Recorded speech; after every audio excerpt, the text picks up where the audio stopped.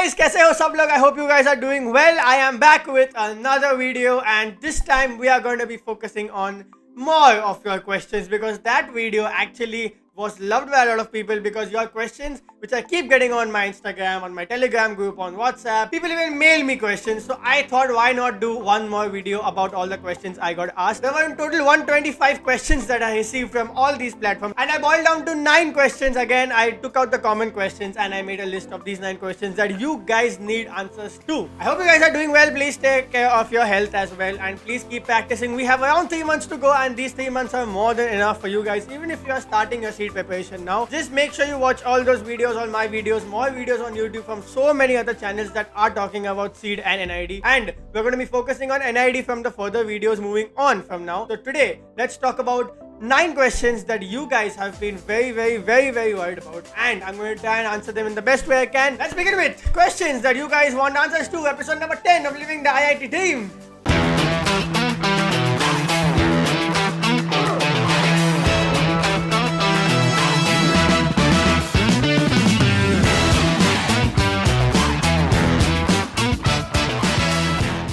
Let's take the question bank out. Okay, let's start with question number 1. What are your top 3 reasons to choose IIT? I don't know why so many people are concerned about this. मतलब मुझे बहुत सारे questions आए जिसमें कहीं ना कहीं सबको ये जानना था कि मैंने IIT क्यों choose किया. Like what was my reason to choose IIT over NID? Because a lot of people now know that I had got into NID as well. I got an all-India rank 2 in NID, which was in the SDM stream, that is Strategic Design Management, and I chose IIT Delhi over NID SDM. I took a last-minute call. So a lot of people asked me क्यों IIT क्यों लिया? ऐसा तो क्या था IIT Delhi में कि NID छोड़ दिया? Now I know NID has its own perks, NID has its own fortes, और मुझे पता है कि NID itself is a very big brand. The first reason was that NID and IIT have a major difference in the way that they teach. Now NID, when you choose a particular stream, they will focus on that particular stream for the next 2.5 years. IIT में कैसा है कि IIT बहुत interdisciplinary है. Now what do I mean by interdisciplinary? When I chose IIT Delhi, I knew the IIT Delhi course curriculum is structured in a way that gives me freedom to be able to do more subjects, not only the ones which I've chosen to do, but also more elective subjects as well. For example, if I want to do UI UX, मतलब मेरा interest user interface और user experience में रहा है पहले से, मुझे उसमें ही अपना masters करना है. So IIT Delhi gives me an option to choose my electives in the 2nd, 3rd and 4th semester, and they also give me an option to choose an open elective. So what happens is, because the core courses of IIT Delhi are focused on, inclined towards product design, because most of the core courses are about forms and aesthetics, about product detailing, product interfacing, CAD. So I knew that I'll be studying product design as my base, as the foundation, but I'll be able to build upon on that by doing whatever I want, whatever I choose to do. My mindset might change 2 months back. So क्या हो सकता है कि मैंने IIT ले लिया ये semester में, मुझे लगा कि नहीं यार मेरा इंटरेस्ट शायद प्रोडक्ट में ही है. So IIT gives you that option to explore, and I think exploration is very important if you are not 125% sure of your field. अब NID में कैसा है कि NID में अगर मैंने SDM ले लिया तो 2.5 साल मुझे SDM के ही कोर्सेज करने पड़ेंगे. थोड़ा बहुत यहाँ वहाँ सिखा लेंगे, no doubt, but again the core focus is going to be strategic design management, is going to be research. So I knew that if I take into SDM NID, मेरा 2.5 साल जो है मैं core SDM पे ही focus रखूंगा. अब ऐसा भी हो सकता है कि अगर मैं श्योर नहीं हूँ और मैंने SDM ले लिया और मुझे 6 महीने पसंद नहीं आया तो मैं 2.5 साल एक चीज को लेकर अटक जाऊंगा. That was my first reason. IIT will give me more options to explore. I can do visual, I can do animation, I can do UI, I can do UX, I can do vehicle transportation design, I can do product design, anything I want. So they are pretty open in that way. So मेरे को तो बहुत सारे interest है. मेरे को business design, strategic design management, interaction design में UX research specifically में बहुत सारे ऐसे लिंक्ड इंटरेस्ट है.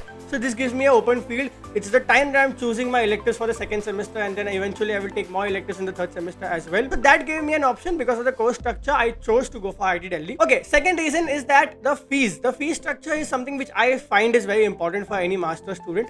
NID will cost you anything around 12 to 15 lakhs for those 2.5 years, including the fees and hostel and everything included. But IIT is a government-aided funded college, and for that reason, the fees of IITs are considerably very low. IIT का fees इतना कम है कि my first semester cost is 26,000. That's it. So that's like almost 1 lakh for 4 years. The best part being that IIT gives you a stipend for being a teaching assistant to any of your professors throughout those 2 years, and it's not compulsory, but you can opt for it. So when you opt for a TA, you get 12,500 rupees per month.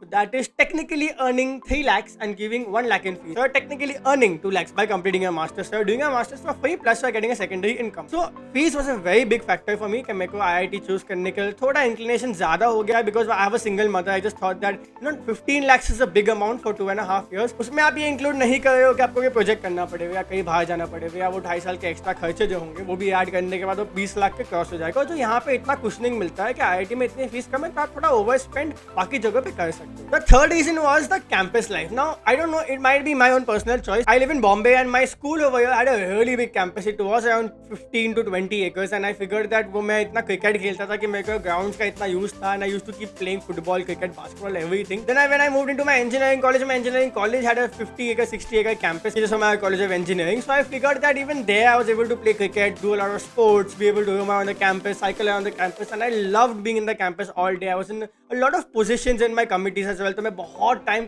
College में spend करता था. I used to stay in college nights and nights through. मैं कभी घर पे नहीं आता था. There was a time जब मैं I think 2.5 महीने घर नहीं आया था. I was just in college because of my fest. So NID has a good campus. Ahmedabad is a very big campus, but again, if I had NID SDM, which is in Gandhinagar, that campus is considerably smaller than any of the IITs. When I got into IIT UIT, I was very excited because 350 acres का campus बहुत बड़ा होता है. But then IIT Delhi also has a huge campus of 400 acres, and I visited the campus. और मेरी तो जो हालत हुई है भाई campus देख के मैं बता नहीं सकता. तो campus life, the fests, the entire culture, I don't know, I just felt that I had a very good vibe. The huge campuses that IITs have, so I just thought that yeah, campus is going to be a really big factor if I have to choose a college. So वो एक और था. Also one more thing to add here was that the entrepreneurial culture of IIT Delhi was the primary reason that IIT Delhi was first on my list to do my masters. तो मुझे पता था कि there is a lot of opportunity here. Not only for my own startup, but for further ideas that come to me, etc. So I just thought IIT is going to be the perfect choice for me. As an engineer, IIT was always a dream. Engineer के लिए आप IIT में हो गए तो और क्या चाहिए आपको, आपकी तो लाइफ बन गई. ठीक है, अगला सवाल.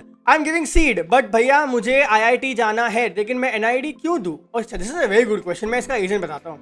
ये जो क्वेश्चन पूछा गया है कि अगर मैं IIT या CEED के लिए प्रिपेयर कर रहा हूँ तो मैं NID क्यों दूँ? तो इसका एक रीजन मैं आपको सिंपल सा लॉजिक बताता हूँ. अगर आपने CEED को अप्रोच किया और CEED को बोला कि भाई जी मेरे को एक ट्रायल बॉल खेलना है. आप क्रिकेट में ट्रायल बॉल खेलते हो ना यार, कि ऐसे ही यार जस्ट टू टेस्ट. अभी T20 वर्ल्ड कप चल रहा है तो India trial match, form up match तो खेल ही है ना. अगर आप CEED को बोलो कि I am giving you 6,000 rupees and please let me attempt a mock CEED paper, and if they'll allow you, you'll give the paper, right? Obviously. But NID is a 6,000 rupee investment for 2 streams of papers which you can give. It's the best prelim exam you can give for CEED. We did not have that option. हम लोग के time पे NID बहुत push हो गया था because of COVID. So we gave IIT first and then NID. So if you're preparing for CEED, NID on 2nd of January is going to be a perfect preliminary exam to be able to test that, you know, exam culture, the environment, people giving a paper next to you, and the entire process of going and sitting there waiting for your paper and giving the paper, experiencing the time crunch in actual paper. A lot of people will say हाँ I agree, but मैं mock test भी दे सकता हूँ. But हाँ, mock test आप घर पे दे रहे हो, घर पे आप अपने कंफर्ट जोन में हो, आप AC में बैठे हो, आप मस्त बैठ के अपनी चाय वाय लेके मॉक टेस्ट दे रहे हो. बहुत लोग के मैंने मॉक टेस्ट देखे. आप अपने आपको रूम में बंद करके आपको जब चाहे मन आप अपने टाइम के हिसाब से मॉक टेस्ट दे रहे हो. But the entire environment where you see people coming in the morning all warming up and you know mummy papa आए साथ में, उनको कंसोल कर रहे, लोग पैनिक कर, ये एनवायरनमेंट देखना बहुत इंपॉर्टेंट है. So for those people who are wanting to attempt CEED only, I would suggest you strongly please give NID. मतलब मैंने जब CEED दिया था, मैंने NID उसके बाद दिया था, तो मेरा NID बेटर गया था क्योंकि मैंने CEED दिया था, क्योंकि मेरा बहुत सारी चीज़ें मैंने सॉर्ट कर ली थी. छोटा टाइम मैनेजमेंट, वो एनवायरनमेंट, वो प्रेशर ऑब्जॉर्ब करना, how to settle yourself in your seat and etcetera. बहुत छोटी छोटी चीज़ें होती है, क्या कपड़े पहनना है, क्या लेके जाना है, क्या नहीं लेके जाना है, ये सब आप NID में टेस्ट कर लो. तो मेरे हिसाब से 6,000 rupees is for 2 streams for NID is a very small investment if you get into an IIT and you अगर CEED goes better. तो मेरे हिसाब से आप NID दो अगर आप CEED के लिए पेपर कर रहे हो तो भी. I think that answers the question. ठीक है, अगला सवाल, question number 3. How is preparation for CEED different from preparation for NID? Good question. अब इसमें क्या है ना, CEED और NID दो बहुत अलग एग्जाम्स हैं. भले उनका सिलेबस सेम है, उनकी सब चीज़ें सेम है, आपका क्वेश्चंस भी बहुत सिमिलर आता है. पार्ट ए में जीके होता है, इंग्लिश होता है, लॉजिकल रीजनिंग होता है, विजुअल एबिलिटी होता है, पार्ट बी में स्केचिंग होता है, यहाँ पे भी डिसिप्लिनरी टेस्ट में स्केचिंग होता है. Now the difference is that when you are giving a solution or making a sketch or drawing a product or a character, now this is something that I have personally experienced. NID kind of gives you a little more creative freedom in terms of आपके ideas, आपके concepts. आपके sketches बहुत exaggerated हो सकते हैं, आपकी stories exaggerated exaggerated हो सकती है, आप थोड़ा क्रिएटिवली अपने इमेजिनेशन को पुश कर सकते हो। And what I have experience because my sketching was not that good, कभी कभी डिसिप्लिन के बेसिस पे एनआईडी आपकी स्केचिंग को थोड़ा लीनियंटली चेक करता है अगर आपके आइडियाज बहुत अच्छे हुए तो। Simple as that. CEED on the other hand is a little technical in terms of your sketches. मतलब आपके sketches actually थोड़े से technically correct होने चाहिए. The proportions, if you're doing a perspective अच्छा होना चाहिए.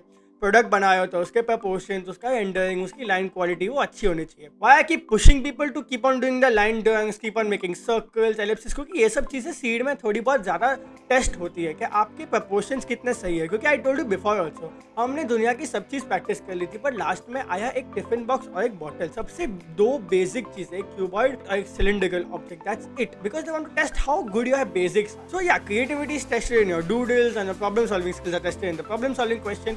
But I will be honest with you, difference इसमें भी है कि सीड का एक पैटर्न है, सीड वही टाइप के क्वेश्चंस पूछता है, सीड के थोड़े से they have structured the entire paper in a way to test specific things. NID का ऐसा कोई स्ट्रक्चर नहीं है, एनआईडी का पेपर पैटर्न नहीं है, एनआईडी अपने हिसाब से कुछ भी पूछ सकता है, एनआईडी के क्वेश्चंस आप कभी प्रिडिक्ट नहीं कर सकते. सो मेरे हिसाब से दोनों की प्रिपरेशन स्ट्रैटेजी में ये फर्क होगा कि अगर आप चीज़ें प्रिपेयर कर रहे हो सीड स्पेसिफिकली तो focus on your basics, make your foundation strong, and if you are focusing on NID work on ideation. मेरे हिसाब से सबसे ज़्यादा इंपॉर्टेंट आइडिएशन है. सीड के लिए भी आइडिएशन इंपॉर्टेंट है, पर एनआईडी में it's gonna be a lot more weightage. I have heard peoples papers, लोगों ने क्या सॉल्व किया था, उन लोगों के सॉल्यूशंस में क्या क्या थे, स्टोरीज कितनी यूनिक थी, उनके स्केचेस कितने एग्जैजरेटेड थे.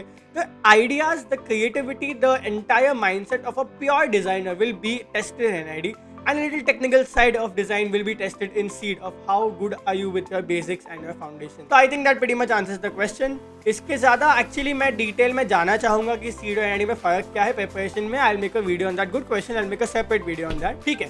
Is that going to be a studio test? यह अगला सवाल है, question number 4. Studio test depend करता है कोविड पे. हम लोग के टाइम पे स्टूडियो टेस्ट नहीं था. We had a very simple portfolio interview round which was clear to submit our portfolio based on our interview calls and then give an interview directly without any studio test. but हाँ, हो सकता है कि इस बार studio test हो. I am not sure, I am not telling you होगा, but हो सकता है हो जाए. Okay, अगला सवाल, question number 5. When we have zero knowledge about any particular question, how do you attempt it? तो क्यों अटेम्प्ट करना है यार, मैं समझा नहीं है ये क्या बात हुई. अगर आपको कोई क्वेश्चन की नॉलेज नहीं है तो उसका अटेम्प्ट क्यों करना. अच्छा, यहाँ पे ब्रैकेट में लिखा है फॉर पार्ट ए स्पेसिफिकली. भाई पार्ट ए तो मत ही करना है यार. अगर यहाँ पे क्वेश्चन है कि if you have zero knowledge about a particular question, how to attempt it? नहीं, you should not attempt it. देखो नेगेटिव मार्किंग है यार पार्ट ए में, मतलब पार्ट ए एमसीक्यू और एमएसक्यू में भर भर के नेगेटिव मार्किंग है. नेट में भले नहीं है, पर आपको अगर लग रहा है कि भाई आपने कोई क्वेश्चन में आपको नॉलेज नहीं है और आप उसमें तुक्का मार सकते हो तो मत करना ही है. मतलब मैंने 11 क्वेश्चन छोड़े थे, बहुत लोग को ये पता है, मैं वापस बोला हूँ, पहले की वीडियो में बोल चुका हूँ. अगर आपको कुछ चीज़ नहीं आती है चुपचाप उसको छोड़ दो. मतलब मैंने पहले से डिसाइड करके था कि मैं क्या छोड़ने वाला हूँ. सरफेस काउंटिंग नहीं करना है और वो ट्रायंगल काउंटिंग, स्क्वायर काउंटिंग, वो सब नहीं करना है. मेरे से नहीं होता है, मेरे से सही आंसर आती नहीं, वो छोड़ दो. वो फिर वो क्यूब बनता है वो ऐसे शेप से, ये जो पैटर्न है वो कहाँ आता है, वो मेरे को नहीं आता था यार. मुझसे बहुत, मेरे लिए बहुत डिफिकल्ट था वो, तो मैंने वो नहीं किया था अटेम्प्ट. मैंने पहले से सोच लिया था, मैं उसमें टाइम बहुत जाता है, तो माई बेस्ट नॉट अटेम्प्टेड. तो मेरे हिसाब से अगर आपको लगता है कि भाई आपको कोई क्वेश्चन में नॉलेज नहीं है तो मत अटेम्प्ट करो. तो don't try to act smart. I have seen a lot of people जो एक्चुअली या तो पैनिक में या तो ओवर कॉन्फिडेंस में अटेम्प्ट कर देते हैं question and then they get negative marks and then it just reduces your score drastically. क्योंकि अगर आपने 10 अटेम्प्ट कर लिए गलत out of all the 41 questions, your 5 marks are gone like this. तो don't. This is a good question, that it's an important question कि अगर zero knowledge है, कुछ भी नहीं आता है, तुक्का मत मारना, डायरेक्ट छोड़ के आ जाना, कोई दिक्कत नहीं है. चलिए अगला सवाल.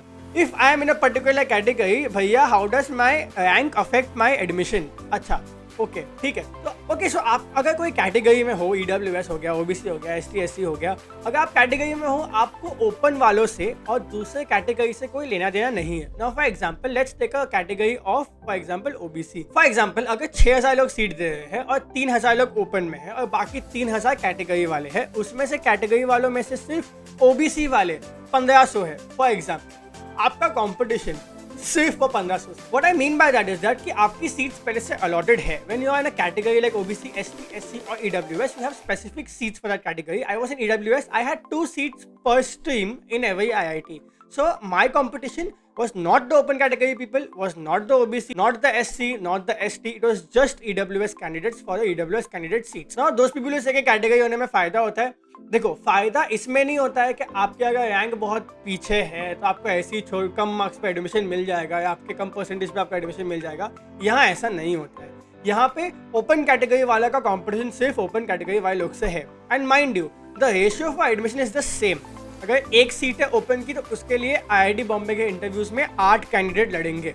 सिमिलरली EWS की अगर एक सीट है तो उसके लिए भी 8 कैंडिडेट ही लड़ेंगे। तो वहाँ पे कोई बायस नहीं है, वहाँ पे कैटेगरी आपको हेल्प नहीं करती। कैटेगरी कहाँ हेल्प करती है? When you are giving the exam, आपके सीट स्कोर कार्ड पे एक रैंक आएगी जो होगी ओपन रैंक और एक रैंक आएगी जो कि कैटेगरी रैंक। तो वो कैटेगरी रैंक के हिसाब से आपको इंटरव्यू कॉल मिलेंगे, not caring about your open category. For example, अगर किसी का EWS रैंक 16 है, उसकी ओपन कैटेगरी को नजरअंदाज करते हुए कोई भी IIT अगर 2 सीट रखता है EWS की, तो वो 16 कैंडिडेट्स को बुलाएगा for the interview and the portfolio round.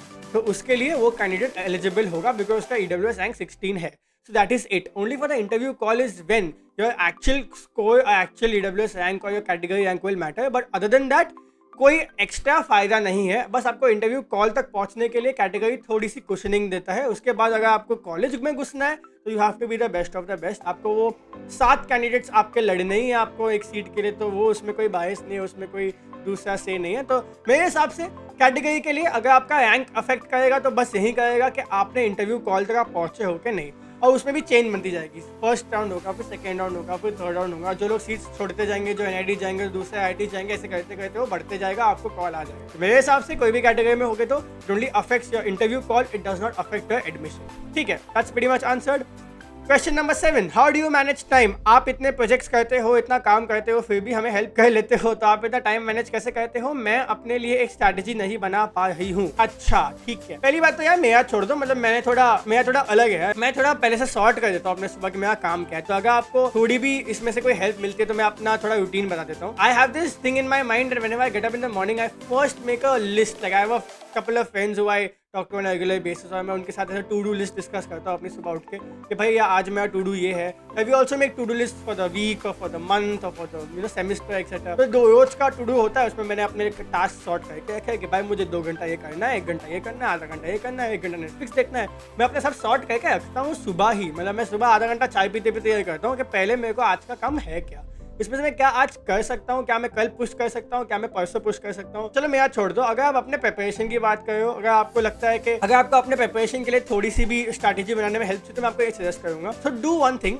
For your week, make a particular plan कि मैं मंडे टू फ्राइडे ये पढ़ूंगी और ये सैटरडे संडे में ये काम रहेगा और मैं ये करूंगी। उसके बाद आप क्या करो कि आप एवरीडे सुबह उठ के अपने एक टास्क सॉर्ट कर लो कि आज मेरे को 2 घंटा लाइन ड्राइंग करना है, आज मेरे को 2 घंटा स्केचेस करना है, और अपने ग्रुप पे जो डेली टास्क में बेचते हैं तो वो अपने को करना है 2-3 घंटा। तो अगर आपने वैसे अपने आपको सॉर्ट कर लिया दिन में ही सुबह, तो then you make a principle. मतलब मैं लाइफ में उसूल पे जीता हूँ। मेरा एक ही उसूल है कि अगर मैं सुबह डिसाइड कर लिया कि भाई ये आज करना है, मतलब अगर रात के 4 भी बज जाए तो भी मैं वो काम निपटाने की ट्राई करूंगा, pushing my limits and to whatever extent I can go. मतलब अगर आप ग्रुप पे हो तो you know I reply to your messages at 4-5 o'clock in the morning because I have not finished my work. So then that's on me. मैंने अगर procrastinate किया, मैंने कुछ देख लिया, मूवी मम्मी के साथ चिल कर लिया, तो मेरा टाइम जाएगा, तो मैं उसको मेकअप करने के लिए रात को जग लेता हूँ। तो वो आपको डिसाइड करना है कि आपके अपने सुबह के टास्क क्या डिसाइड किए। अब मैंने डिसाइड कर लिया कि ये मैं आज करूँगा नहीं कल ही करूँगा, तो भाई मैं उसे हाथ में ही लगाऊंगा, वो मेरा कल का काम है, मैंने उसको छोड़ दिया है। So you make a list for yourself every day that you have to practice these particular things, have to give a paper on this particular time, आपको ये टाइम पे ये प्रैक्टिस करना है, फिर पार्ट के सॉल्व करने हैं, फिर यहाँ मॉक टेस्ट देना है, etcetera etcetera etcetera. Make a list yourself. Monday to Friday का टाइम टेबल बनाओ, सबसे पहले ये करो। टाइम टेबल बहुत इंपॉर्टेंट होता है यार। If you don't make a routine for yourself you actually struggle in kind of organizing your work. तो मैं वो बहुत मेरे लिए इंपॉर्टेंट है कि मैं अपने आप को पहले ऑर्गेनाइज कर लूँ कि मेरे को करना क्या है। पहले वो डिसाइड करते हैं, फिर डिसाइड करते हैं कैसे करना है। तो पहले क्या करना है डिसाइड कर लो वीक के लिए, फिर क्या गोल रखना है मंथ एंड के लिए। मैं अपने आपके लिए गोल रखता हूँ कि यार मेरा अभी 3-4 प्रोजेक्ट बहुत इंपॉर्टेंट चले IIT में, तो ये प्रोजेक्ट जो है मुझको ये महीने में ही खत्म करना है, मैं इसको नेक्स्ट महीने में पुश नहीं करूंगा। और 2-3 प्रोजेक्ट्स है जो मैंने उनका लाइन अप कर लिया इन पाइपलाइन कि ये डेट से चालू करने की कोशिश करूंगा मैं, और वो अगले डेट तक लेके जाऊंगा इसको। सिमिलरली आप अपने प्रिपरेशन के लिए करो, अपने आप के लिए गोल सेट कर लोगे पूरे के पूरे अक्टूबर में मुझे ह्यूमन एनाटॉमी खत्म करनी है, स्केचिंग प्रैक्टिस करके मेरे को मास्टर करना है ह्यूमन एनाटॉमी। तो ये आपने गोल सेट कर लिया अक्टूबर एंड के लिए, तो उसको एवरीडे फॉलो करो। Make your tasks everyday, what you have to do today, tomorrow, day after. सुबह उठ के उसको लिस्ट कर लो, अपने फोन में नोट्स बना लो। मैं तो पेन पेपर भी यूज नहीं करता, मैं फोन में बनाता हूँ कि आज का टास्क मेरा ये है, और अपनी दोस्त को भेज देता हूँ। When I send it to her and she sends it to me, we have made a mutual target for each other, then we live up to it and we tell each other कि भाई आज इतना हो गया इतना बाकी है। तो वो आप कर सकते हो, do that also. So that's it. I think मेरे हिसाब से how do I manage time is very different from how you should manage time. तो अगर ये क्वेश्चन ये चीज के लिए है कि मैं अपने प्रोजेक्ट्स और काम और आप लोग की हेल्प कैसे करता हूँ, that is my own way. I find my own ways, I prioritize myself very clearly. मतलब मेरे लिए अभी priority is this video videos, editing, replying to you guys on the group, organizing these brainstorming meetings, तो ये सब ये बढ़ेगा जब पोर्टफोलियो चालू होगा, ये बढ़ जाएगा, ये मैं इसको थोड़ा पुश कर दूंगा, मतलब I will push this priority higher that now once the CEED exam is over, you guys have cleared and then portfolio round चालू हो गया, इट्स द रियल डील। तो तब मैं मेरा काम और पुश कर दूंगा थोड़ा पीछे, ताकि मैं आपको और हेल्प कर पाऊं। तो work on priority basis and just keep practicing and keep stay focused. मेरे हिसाब से सबसे इंपॉर्टेंट चीज ये है कि अगर आप फोकस रखोगे ना अपना, तो आप आराम से अपने आप को सॉर्ट भी कर लोगे। तो बस मेरे हिसाब से तो इतना ही है। ओके, अगला सवाल। These exams have no syllabus, no books, no notes, and there is so much to learn. I get demotivated to prepare and I feel that I haven't covered enough or I haven't done enough in the day. यार ये question मेरे को 3-4 लोगों ने पूछा है, ठीक है, इसके मैंने आपको डाल दिया, ठीक है। ये क्वेश्चन ऐसा है कि देखो, आप एक चीज समझ लो, आप एक डिजाइन एग्जाम के लिए प्रिपेयर कर रहे हो, so eventually what's going to happen is that questions are always going to be new in the exam. You can not prepare for everything, you can not say that हाँ मेरे को सब आता है। It's not like an engineering और normal college exams, आपको लगेगा कि आपने सब पढ़ लिया है, आपको सब आने वाला है, ऐसा नहीं होगा। क्वेश्चंस विल बी न्यू, इसके लिए वो ऐसे फ्रेम किए जाते हैं ताकि वो आपको कंफ्यूज कर दे, ताकि आपको ऐसा लगे कि आपने कभी पहले किया नहीं और ये ऐसा ही होने वाला है। ये एक चीज़। दूसरी चीज़, आप जितना एक्सपेरिमेंट करना चाहते हो ना, आप अभी कर लो। अगर आपको पेंसिल्स एक्सपेरिमेंट करनी है, अलग अलग टाइप ऑफ रेंडरिंग सीखनी है, अलग अलग टाइप ऑफ स्टाइल सीखनी है स्केचिंग की, आपको अलग अलग चीज़ें प्रैक्टिस करनी है, वो सब अभी कर लो। एग्जाम में there will be no time to experiment something new. whatever you have practiced and whatever you have mastered, आप वही करना एग्जाम में। तीसरी बात ये, so there's always going to be a feeling that you think that if you set a timer and sketch something, you will feel you could have done better, मतलब आप better sketch कर सकते हैं। Exam से आओगे तो ये होने वाला है, एग्जाम से घर आओगे या इससे बेटर ड्रॉ कर सकता हूँ। हाँ, 100% आप कर सकते थे। आप 50, 100, 200, 300, 1000 एग्जाम देते हो, आपको ऐसा ही लगेगा, क्योंकि वो टाइम कंस्टेंट। इसके लिए मैं बोलता हूँ, CEED and NID are not sketching exams, they are time management exams. अगर आप अपना टाइम मैनेज कर सकते हो तो आप 125% अच्छे से पेपर अटेंड कर सकते हो। So these exams have no syllabus, I understand, no books, nothing. You have to trust yourself, you have to be able to tell yourself every day कि आज मैं जो सीख रहा हूँ मैं कल इससे बेटर बनाऊँ। इसके लिए मैं रोज लोगों से स्केचेस ग्रुप पे मांगता हूँ कि अगर आपने आज ये बनाया और कल आप ये बना रहे हो, you have to see that improvement every day, तभी आप इंप्रूव कर पाओ। तो मेरे हिसाब से that's the best way to be motivated. Keep working and keep looking at your work when you have done that weeks back, मतलब 3-4 हफ्ते पहले का काम देखो, आज का काम देखो, आपको मोटिवेशन वहीं से मिलेगा। ओके, आखिरी सवाल। I feel that it's very difficult to stay focused. I feel scared more than confident and all these mock tests are making me feel like I am not doing well. You are our agony aunt. Please मुझे थोड़ा motivate करो। Last time भी यही पूछा था किसी ने कि मोटिवेट कर दो। यार देखो, मोटिवेशन ऐसे नहीं होता यार। मॉक टेस्ट का रीजन यही है कि आपको वो एनवायरनमेंट देखना बहुत इंपॉर्टेंट है कि भाई ये चीज मैं करने जा रहा हूँ, मेरे को अगर टाइमर लगा के कोई बोलेगा, बंदूक रखेगा पे बोलेगा भाई 1 घंटे में स्केच करके बताओ, तो आप कैसे करोगे वो चीज। तो मॉक टेस्ट NID भी देना इसके लिए इंपॉर्टेंट है, निफ्ट भी देना इसके लिए इंपॉर्टेंट है, ताकि आप समझो कि टाइम कंस्ट्रेंट में स्केच करना कितना डिफिकल्ट होता है। घर पे बैठ के आराम से चाय कॉफी बिस्किट लेके स्केच करना बहुत आसान होता है। तो मेरे हिसाब से अगर आपको डिफिकल्टी इसमें हुई है कि आपका कॉन्फिडेंस लूज हो रहा है, that is because once you take 1 hour, 1.5 hours to sketch something and then when you sketch that in the mock test or you know put a timer and sketch it, आपको difference तो दिखेगा। मैं आपको 1 घंटे में बोलूँगा ये चीज़ करने, 10 मिनट में करने बोलूँगा तो ऑब्वियसली डिफरेंस होगा उसमें। इसके लिए फास्ट स्केचिंग प्रैक्टिस करो। इसके लिए जब आपको खुद को मोटिवेट करना है तो push yourself to a limit where you can sketch things in 10 to 15 minutes each. मैं इसके लिए बोलते रहता हूँ ग्रुप पे कि प्लीज गाइज, अगर आप स्केच कर रहे हो, time your sketches, each and every sketch के ऊपर टाइम लिखा हुआ होना चाहिए। तो आप 1 महीने बाद लाइन ड्राइंग प्रैक्टिस करोगे, आप बहुत सारे फॉर्म्स प्रैक्टिस करोगे, बहुत सारे स्केचेस प्रैक्टिस करोगे, आपकी स्पीड इंक्रीज होना चालू हो जाएगी। और आप सेम स्केच जो आपने 1 महीने पहले बनाया था, वो आप अगर आज बनाओगे तो आपको बहुत ज़्यादा इंप्रूवमेंट दिखेगी। ये चीज़ मैंने की थी, मैंने एक ड्राइंग बनाया, उस पर डेट लिखा, उस पर टाइम लिखा, उसके मैं दीवार पे चिपका दिया। मैं 2 महीने बाद वो सेम स्केच बनाया 100 times better and in half the time. So do that. Try and time your sketches and try and make sure that those sketches that you are timing, you improve weekly. मतलब आपको ये चीज़ें खुद set करनी है। मैं आपके लिए टाइम टेबल बना के दे सकता हूँ, मैं आपको बोल सकता हूँ आज ये स्केच करो, मैं आपको टास्क दे रहा हूँ। In the end it's you. You will sleep at night. The last 10 minutes of your day is going to be with yourself. जब आप अपना सर बिस्तर पे रखते हो, आप सोने जाते हो, आखिरी 10 मिनट वो सिर्फ आप खुद के साथ स्पेंड करते हो। You have to feel productive, confident and you have to feel that you have done enough for the day, ताकि आपको लगना चाहिए कल सुबह उठ के मुझे कहाँ इंप्रूव करना है। तो ये बहुत इंपॉर्टेंट है। ओके, तो आज के लिए इतना काफी है गाइस। प्लीज अपना ध्यान रखना, प्रैक्टिस करते हो, join the dream team if you haven't yet. आगे के वीडियोस होने वाले NID पे, so make sure you stay tuned for those videos. Take care, see you in the next video and happy Dussehra.